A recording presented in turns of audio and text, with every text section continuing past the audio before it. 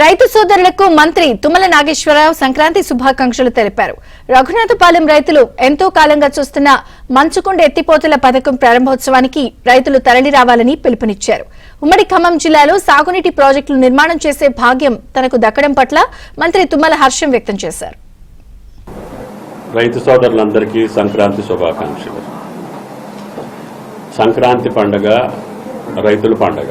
ఆయన పండించినటువంటి పంట చేతికి రావటం, దానివల్ల కుటుంబ సభ్యులతోటి గ్రామంలో ఉన్నటువంటి రైతాంగంతో ఉల్లాసంగా ఉత్సాహంగా చేసుకునేటటువంటి ఈ సంక్రాంతి పండుగ శుభ సందర్భాన ముఖ్యంగా రాష్ట్రంలో ఎన్నో ప్రాజెక్టులకు రూపకల్పన చేశాం.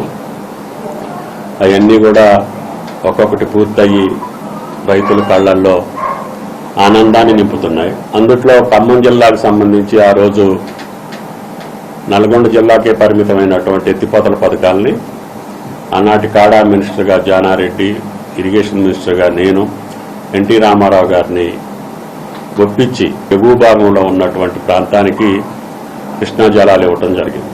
తప్పకుండా రేపు ఆ యొక్క ప్రారంభోత్సవ కార్యక్రమానికి మీరందరూ రావాలని, ఆ రైతుల యొక్క భూమిలో చిరునవ్వులు చూసి దానికి సంబంధించినటువంటి వార్త ప్రచురించేదానికి మీరు అవకాశం తీసుకోవాలని చెప్పి మిమ్మల్ని అందరినీ ప్రార్థిస్తూ